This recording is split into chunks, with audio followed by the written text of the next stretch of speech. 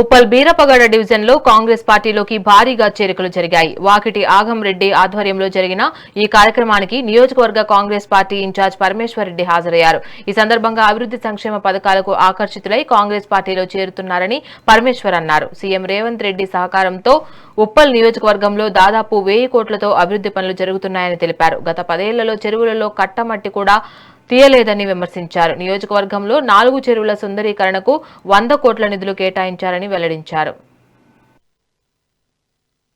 అందరికీ good evening.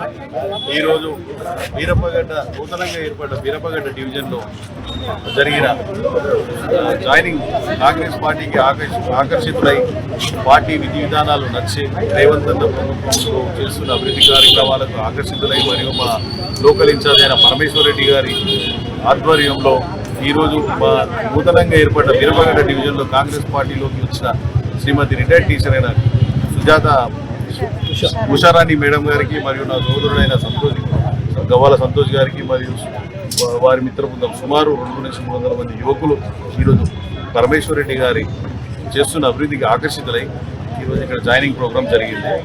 ఇంటి కార్యక్రమానికి ముఖ్య అతిథిగా పరమేశ్వర్ రెడ్డి గారు వచ్చిపోయారు. సో ఇంకోటి ఈరోజు ముఖ్య ఉద్దేశం ఏంటంటే నూతనంగా ఏర్పడ్డ వీరపగడ్డ డివిజన్కు నా మీద ఎంతో నమ్మకంతో నన్ను డివిజన్ అధ్యక్షునిగా నాకు నిన్ననే బాధ్యతలు ఇచ్చిండు నిన్ననే బాధ్యతలు ఇచ్చిండు. ఆయన నమ్మకాన్ని ఒమ్ము చేయకుండా ఈ వీరపగడ్డ డివిజన్లో ఖచ్చితంగా కాంగ్రెస్ పార్టీ జెండా ఎగరేసి ఆయనకు కానుకగా ఇవ్వాలని మేమందరం నిర్ణయించుకుందాం. అందరికీ